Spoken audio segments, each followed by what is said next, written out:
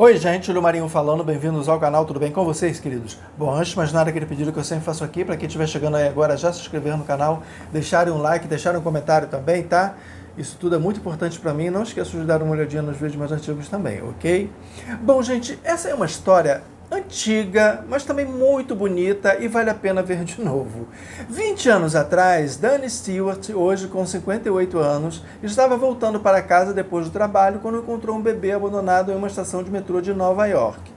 Dani ainda não sabia, mas sua vida estava prestes a mudar radicalmente. Dani e seu esposo, Peter Mercúrio, hoje com 55 anos, se conheceram no final dos anos 90, apresentados por um amigo em comum e acabaram se apaixonando. O casal passou os primeiros anos de relacionamento se divertindo com os amigos e investindo em suas carreiras, Dani como assistente social e Peter como escritor. Porém, na noite do dia 28 de agosto de 2000, por volta das 8 horas da noite, Dani estava saindo de uma estação de metrô em Manhattan quando avistou algo no chão que chamou sua atenção. Achei que era uma boneca e comecei a pensar, por que uma menina deixaria a boneca dela no chão, né? Bom, estava subindo as escadas do metrô para sair e olhei para trás mais uma vez. Foi quando notei as pernas dele se mexendo, disse Dani na época. Bom, Dani não tinha encontrado uma boneca, mas sim um bebê de verdade, né? Meu coração começou a bater extremamente rápido, desci as escadas correndo, ele estava nu enrolado em um suéter escuro. Ele ainda estava com o cordão umbilical, quer dizer, era um recém-nascido mesmo, né? Eu não acreditava naquilo que estava acontecendo, estava muito nervoso. Fiquei me perguntando o que tinha acontecido, por que aquele bebê estava no chão, né? Teria acontecido algo com a mãe? Eu fiquei olhando em volta para ver se não estava me escapando nada. Bom, Dani ligou para o número 911, que é o número de serviço de emergência, né? Em busca de ajuda. Logo depois, Dani ligou para o esposo que estava em casa à sua espera para o jantar. Bom, Dani falou gritando que havia achado um bebê e achava que a polícia não estava acreditando nele. Quando ouvi ele dizer encontrei um bebê, os cabelos da minha nuca se arrepiaram na hora, disse Peter. Não é para menos, né, gente? Bom, Peter percebeu a urgência na voz do Dani e achou melhor correr até a estação que ficava próximo do prédio onde o casal morava. Quando Peter chegou ao local, a polícia já estava na estação, se preparando para levar o bebê para ser examinado no hospital. Dani prestou então depoimento e foi liberado. Na manhã seguinte, Dani foi até o hospital para saber notícias, mas não conseguiu nenhuma informação. A essa altura, a história já tinha ganhado as manchetes dos jornais e Dani se viu, da noite para o dia, dando entrevistas em todos os canais de televisão. Apesar de toda a visibilidade na mídia e das tentativas da polícia de localizar a família da criança, ninguém se apresentou para reivindicar a guarda do menino. Lógico, né? Se largou daquela forma, como se fosse um saco de lixo, não iria mesmo se apresentar. Depois de um tempo, Dani e Peter voltaram às suas vidas normais e presumiram que a história tinha acabado ali. Na verdade, estava apenas começando. 3 meses depois, Dani compareceu a uma audiência na vara de família para prestar depoimento. Foi aí que ele recebeu uma proposta inesperada. A juíza disse a ele que, nestes casos, a intenção é colocar a criança em um lar adotivo o mais rápido possível. Na cabeça de Dani, isso fazia muito sentido. E então, a próxima coisa que a juíza disse foi: você estaria interessado em adotar esse bebê? Bom, a resposta de Dani foi inesperadamente imediata. Ele disse sim, mas achava que não seria tão fácil assim.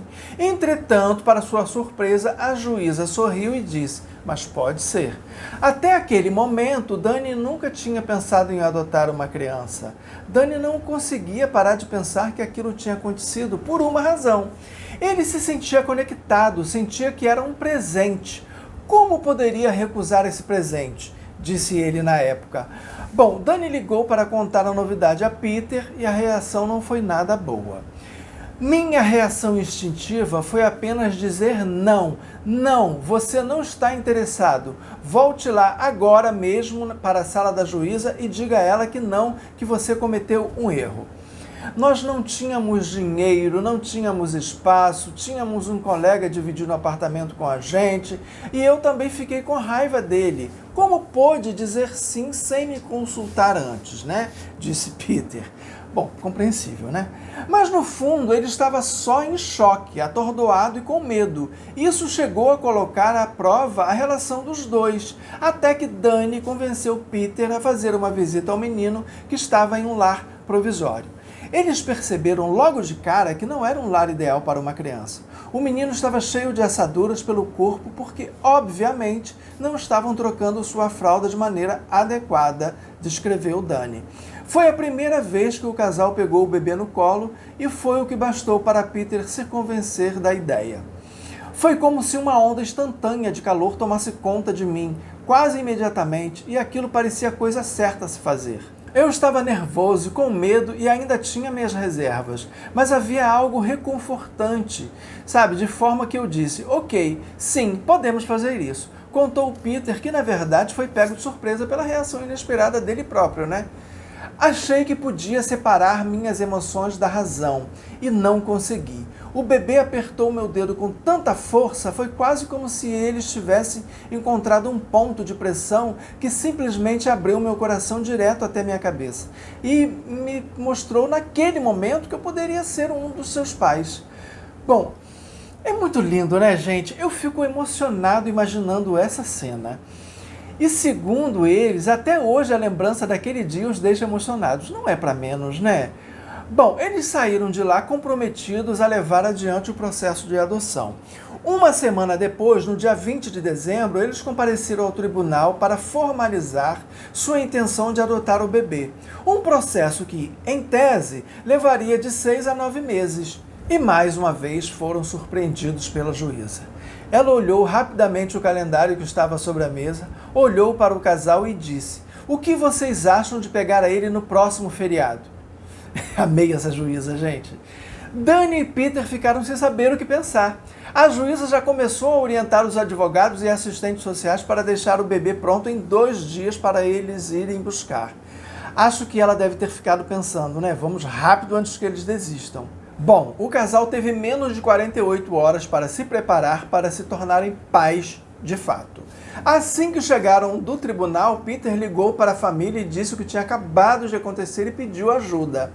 A família preparou uma verdadeira força-tarefa para preparar a casa para a chegada do bebê, que o casal decidiu chamar de Kevin, em homenagem ao irmão de Peter que morreu durante o parto.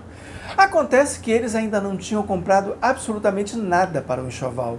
No dia seguinte, eles saíram às compras, foram a uma livraria e começaram a olhar livros com dicas de como cuidar de um bebê. Na véspera de Natal, os dois, mais a mãe de Peter, foram buscar Kevin na agência de adoção. O pai, a mãe e a irmã dele tinham vindo de Nova Jersey, cheios de compras. Enquanto o casal estava no tribunal, o restante da família estava no apartamento preparando tudo. Eles foram passar o Natal com a família de Peter e Kevin não poderia ter tido uma recepção mais calorosa. Óbvio, né? É claro que o bebê também foi assim o centro das atenções, né?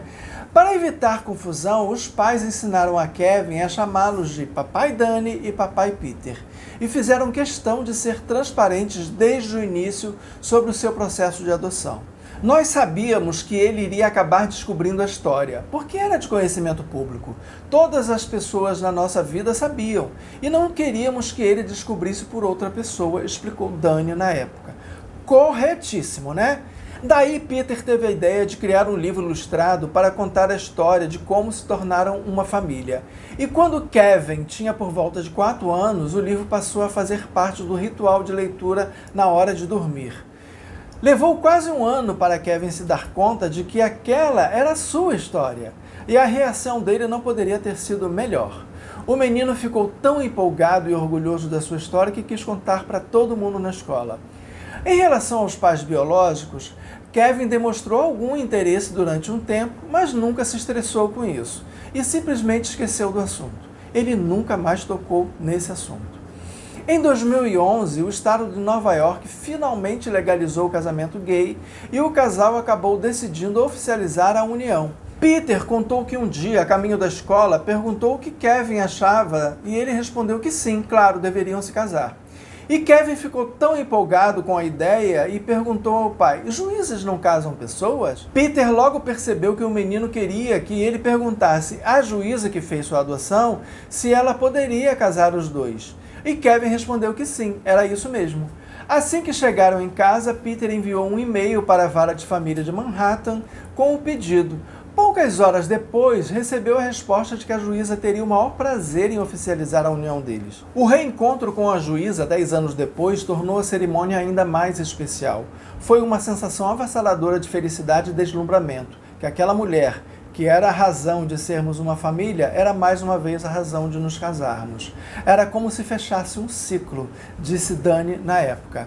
Na ocasião, o casal teve a oportunidade de conversar com a juíza sobre o processo de adoção de Kevin. E ela contou que no depoimento de Dani ao tribunal sobre como havia encontrado o bebê, ela percebeu uma conexão muito forte entre os dois. E então ela pensou, por que não perguntar a ele? Foi simples assim. Ela enxergou uma conexão que já havia sido feita e teve o palpite de que seria uma conexão boa, a conexão certa. Bingo, né? Kevin hoje tem 20 anos, está na universidade cursando matemática e ciências da computação, toca piano e passou vários anos dançando no Instituto Nacional de Dança. E seus orgulhosos pais não conseguem imaginar a vida sem ele. Segundo Dani, Kevin mudou a vida deles completamente, tornando-a muito mais rica e completa. Mudou, inclusive, a visão de mundo deles e suas perspectivas, não só ao nível pessoal, mas também profissionalmente. Assim como a paternidade era impensável para eles, hoje ainda é mais impensável não serem pais. Eu não sabia que esse nível profundo de amor existia até meu filho entrar na nossa vida, disse Peter.